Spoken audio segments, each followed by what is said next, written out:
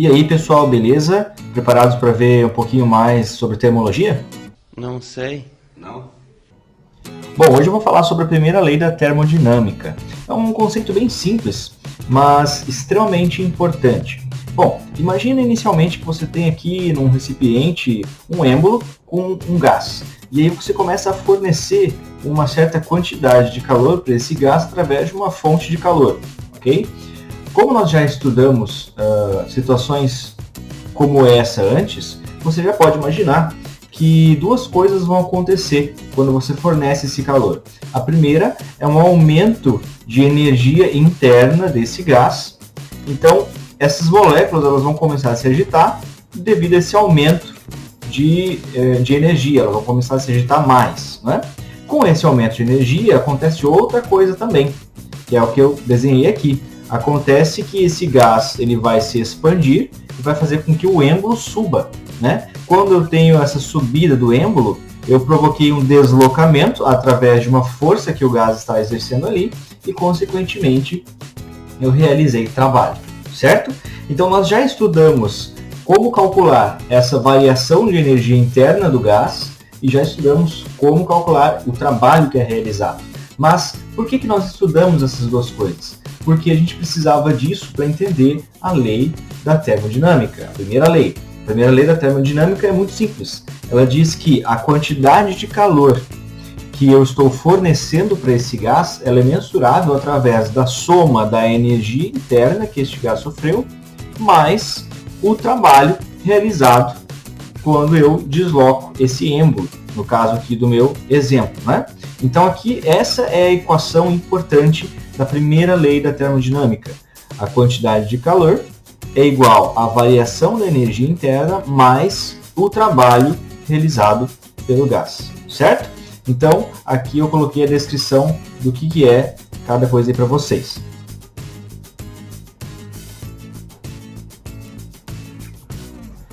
Tá bom, e só para relembrar também, o que é essa variação de energia interna? Como que a gente calculou ela, caso você não lembre? Então a equação dela é essa aqui, ó, a variação da energia interna vai ser igual a 3 meios de N R delta T.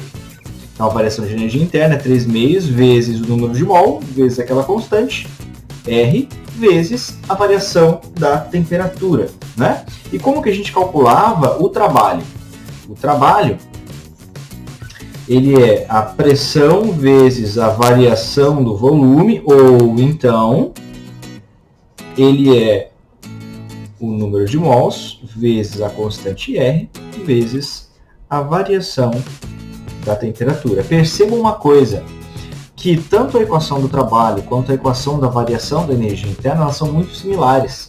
A diferença é esse 3 sobre 2 aqui, mas elas são muito similares. Logo, a unidade de medida da energia interna e do trabalho, ela deve ser sempre a mesma quando nós estivermos calculando a primeira lei da termodinâmica, nesse caso. Agora, só percebam um outro detalhe. Geralmente, a quantidade de calor, nós colocamos com uma plaquete. Geralmente, a quantidade de calor nós medimos em calorias, enquanto o trabalho nós medimos em joules, certo? Para fins de cálculos nessa equação da primeira lei da termodinâmica, nós precisamos sempre deixar as unidades de medida iguais. Então, se a sua quantidade de calor está em calorias, você tem que trabalhar com a variação de energia interna e com o trabalho em calorias. Se ela estiver em joules, a variação de energia interna e o trabalho também devem estar em joules, tá? Então as unidades de medida devem ser sempre iguais. Joules ou calorias, certo? Ou um ou outro. Eu não posso trabalhar com os dois ao mesmo tempo, ok? Bom, agora tem outra coisa importante sobre esse assunto aqui. É isso aqui, ó. É o seguinte, nós já vimos que a nossa equação diz que o calor é igual à variação interna de energia do gás mais o trabalho, certo? Agora é o seguinte, Vamos analisar algumas situações que podem aparecer para a gente. E se, numa dessas situações, o enunciado disser que a quantidade de calor tem um valor positivo, que seria esse aqui, ó, um valor positivo, a quantidade de calor ela é maior que zero. No que implica isso? Implica que o meu gás ele está recebendo calor. Recebe calor. Óbvio, né? Claro. E se a quantidade de calor for menor que zero, for negativa, quer dizer que o meu gás ele não está recebendo calor, ele está sendo resfriado, ele está perdendo calor, ele cede calor. Beleza? E quando a minha quantidade de calor é zero? Isso quer dizer, gente, sempre que a quantidade de calor é zero, quer dizer que não existe nenhuma troca de calor, que ele não está nem cedendo e nem recebendo. Logo, a gente fala que quando não existe troca de calor, essa transformação que o gás sofre é uma transformação adiabática.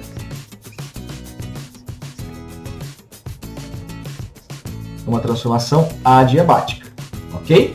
Então, essas são as possíveis situações que podem acontecer quando você se depara com uma certa quantidade de calor. Agora, analisando a variação de energia interna, tá? Quando a nossa variação de energia interna ela é positiva, ou seja, eu tenho um ganho de energia interna, o que isso implica? Bom, se o meu gás está recebendo, está aumentando a energia interna dele, quer dizer que a temperatura está aumentando, eu estou fornecendo uma quantidade de calor. Então, a temperatura ela aumenta, certo? E se a variação da energia interna é negativa, aí já é o oposto, quer dizer que a minha temperatura ela diminui, ela está diminuindo. E se a minha variação de energia interna ela é nula, ou seja, se não existe nenhuma variação de energia interna, bom, quer dizer então que eu não estou nem aumentando a temperatura e nem diminuindo. Então a transformação que o gás sofre nesse caso é uma transformação isotérmica.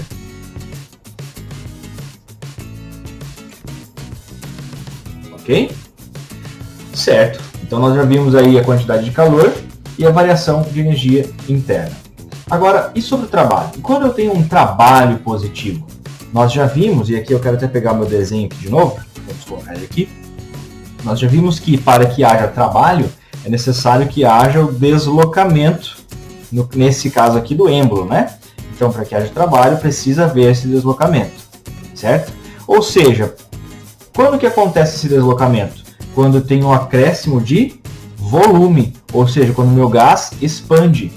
E se eu tivesse um trabalho negativo, o que aconteceria? Seria no caso que eu estou inicialmente aqui. Se eu tivesse um trabalho negativo, o êmbolo vai daqui de cima, ele desce aqui para baixo, ou seja, o gás sofreu uma compressão. Então vamos escrever isso aqui, ó.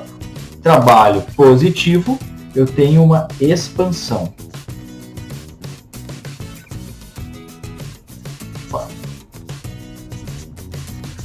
Expansão. E para um trabalho negativo, eu tenho uma compressão.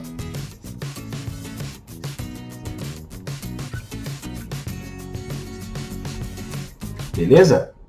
Então é isso aqui. E agora para um trabalho zero. Gente, se o meu gás não está realizando trabalho nenhum, se ele não promove o deslocamento daquele êmbolo, então quer dizer que eu não variei meu volume. Logo, se o meu trabalho é zero, eu tenho uma transformação do gás que é isovolumétrica. Isovolumétrica, certo? Então, isso aqui eu coloquei para vocês, para que vocês, sempre que estiverem no meio de um exercício enunciado, vocês se depararem com algum valor de quantidade de calor, de variação de energia interna e de trabalho, vocês, só de verem quanto vale cada um, vocês já sabem que tipo de transformação você está lidando ali. Ok?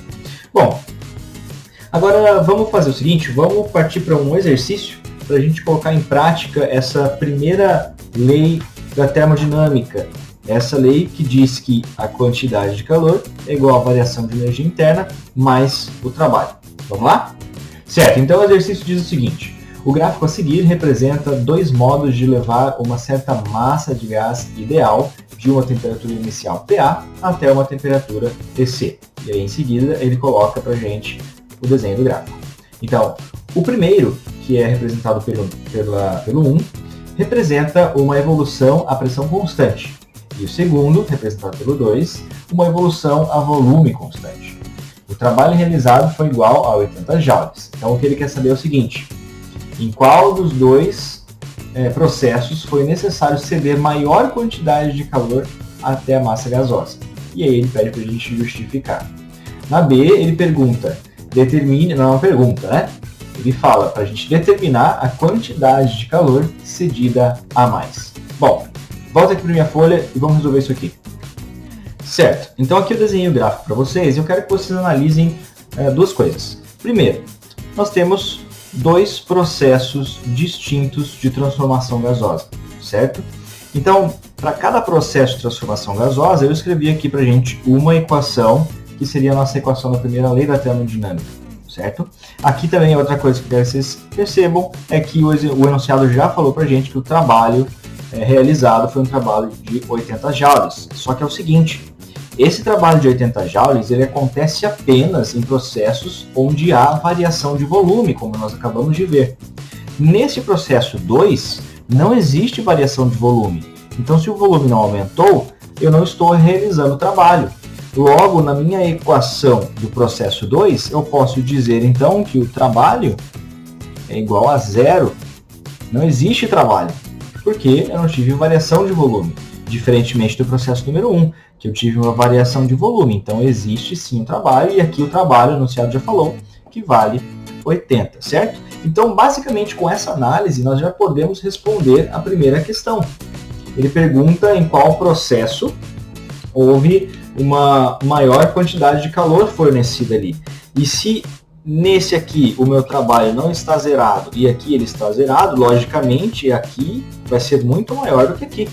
Então, a quantidade de calor do primeiro, a quantidade de calor 1, ela é maior que a quantidade de calor 2. Então, no processo número 1, eu tive uma quantidade de calor fornecido para o gás muito maior.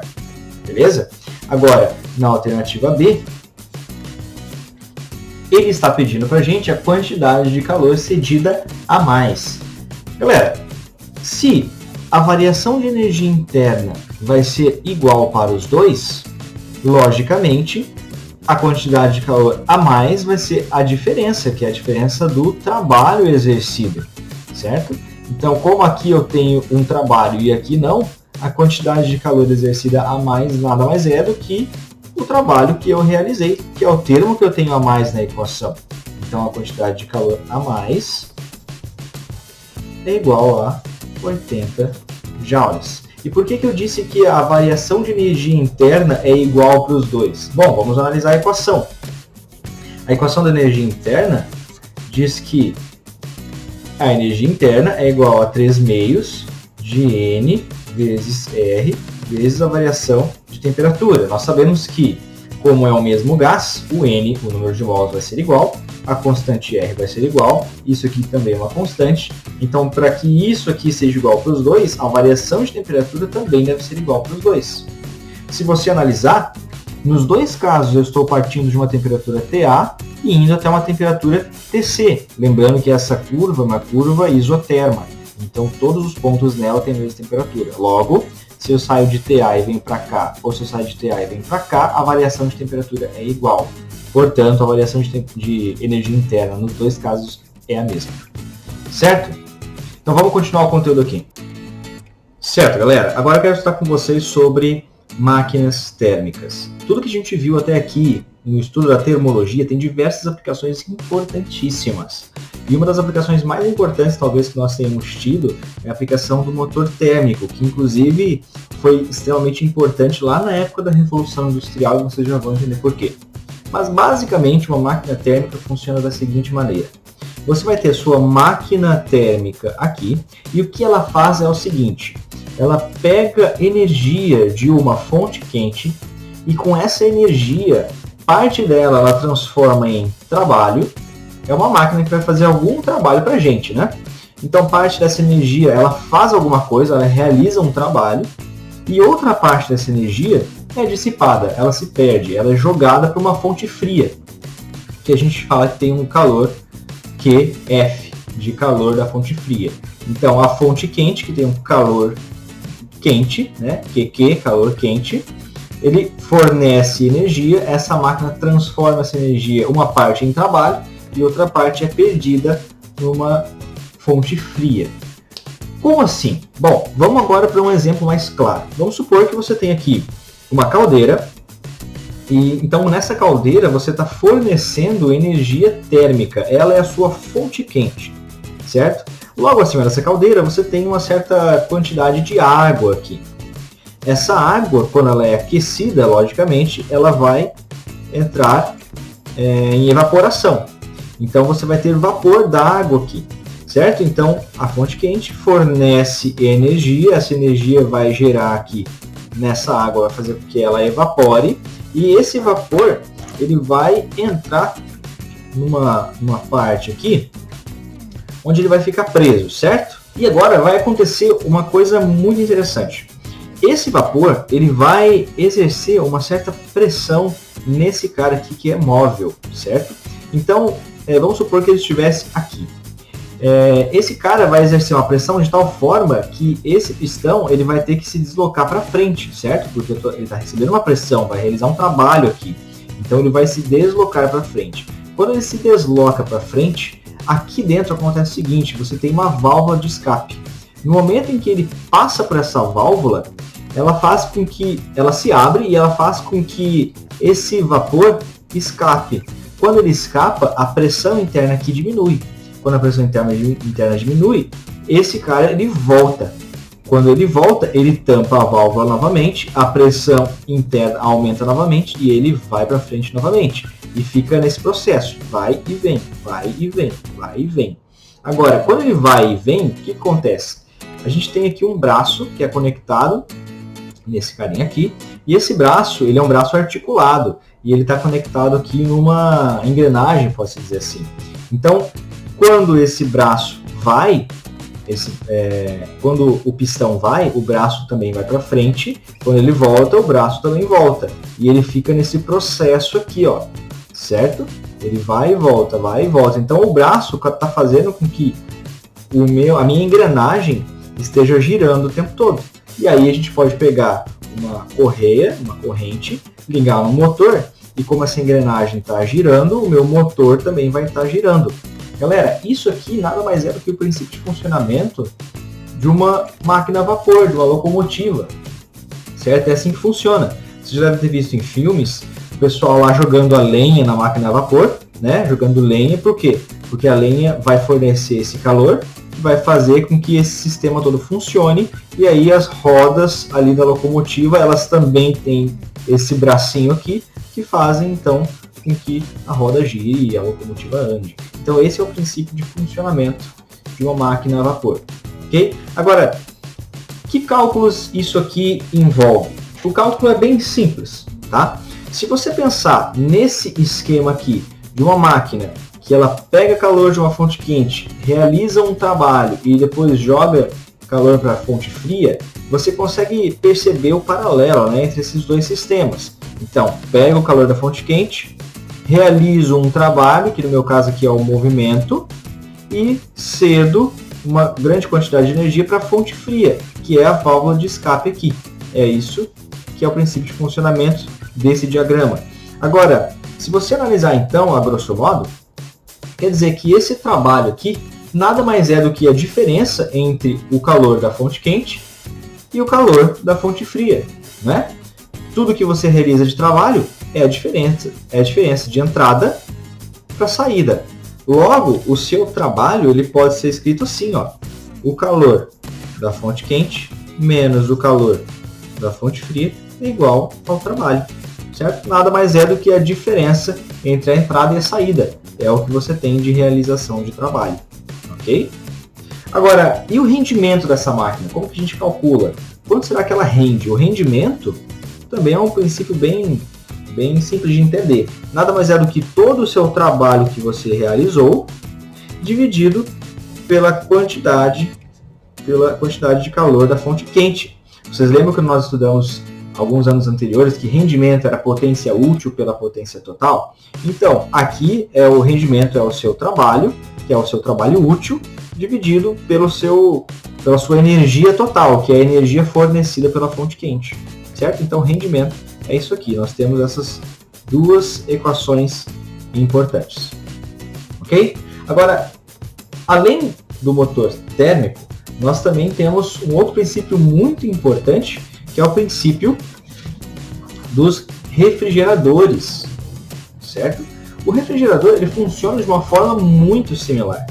Basicamente, você vai ter a sua máquina aqui, o seu refrigerador, e esse refrigerador ele funciona da seguinte forma: você precisa fornecer energia a ele, geralmente são motores elétricos, né? Você fornece através da eletricidade aqui energia para o motor começa com essa eletricidade, ele começa a trabalhar, então ele começa a gerar um trabalho. O motor, através da energia elétrica que você fornece, por exemplo, o motor elétrico, né, ele vai começar a girar, ele vai gerar um trabalho. Com esse trabalho, ele faz o seguinte: ele pega calor de uma fonte que já está fria, então com esse trabalho ele pega esse calor da fonte fria e ele joga para uma fonte que está quente, fazendo com que ela se resfrie, certo?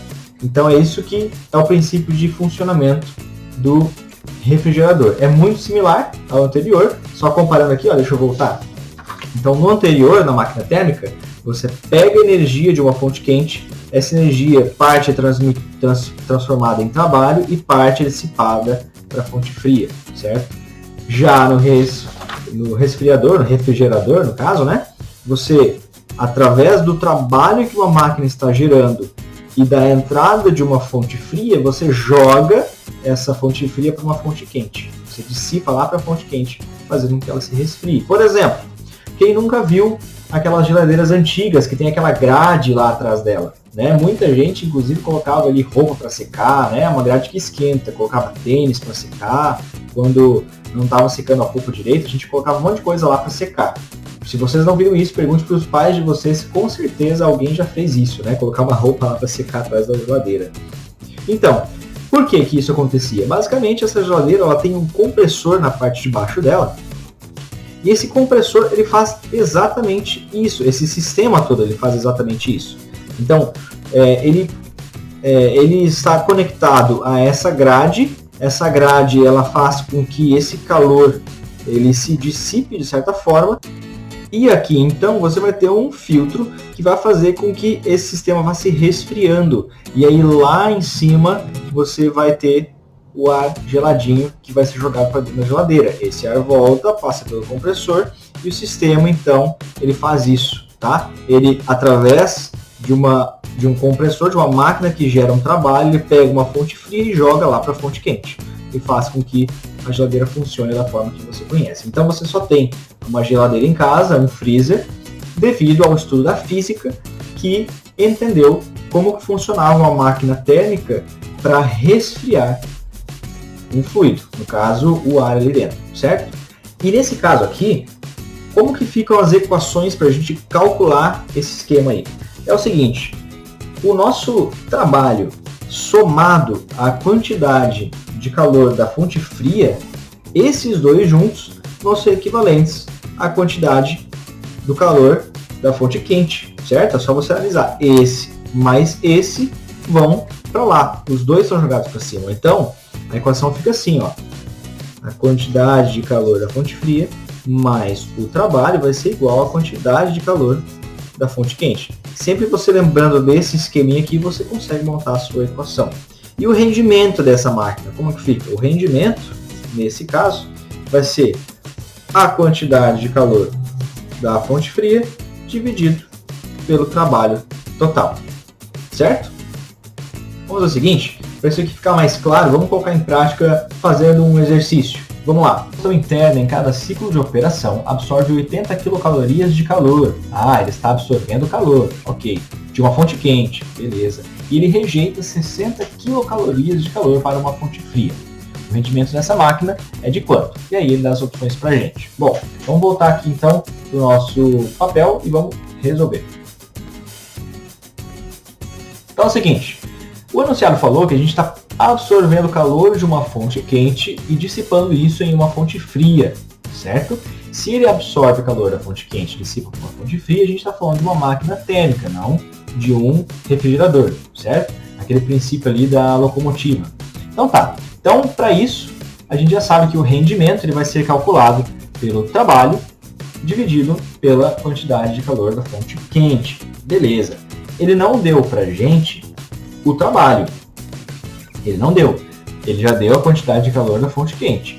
Então, o que ele deu? Ó, vamos lá. Ele deu que a quantidade de calor da fonte quente é igual a 80 quilocalorias. E ele dissipa na fonte fria 60 quilocalorias. Ok. Mas e esse trabalho aí? Porque eu preciso dele para resolver a questão do rendimento. Bom, o trabalho, galera, nós já vimos anteriormente que ele é nada mais é do que a quantidade de calor da fonte quente menos a quantidade de calor da fonte fria, né? É a diferença entre a quantidade de calor que gera trabalho na máquina. Então esse trabalho vai ser a diferença entre esses dois caras, que é o 80 menos o 60, né? Então 20 quilocalorias, que é um menos o outro, 20 quilocalorias. Esse é o meu trabalho. Agora está fácil a gente encontrar o rendimento, né? Ora, se a máquina realiza um trabalho de 20 quilocalorias, mas a quantidade de calor da fonte quente é de 80, vamos cortar esses zeros aqui, então meu rendimento vai ser igual a 0,25, certo? 2 sobre 8, né? Isso aqui é igual a 1 sobre 4, então 0,25. Ou então, em porcentagens, você multiplica por 100, isso aqui vai dar 25%. Ok?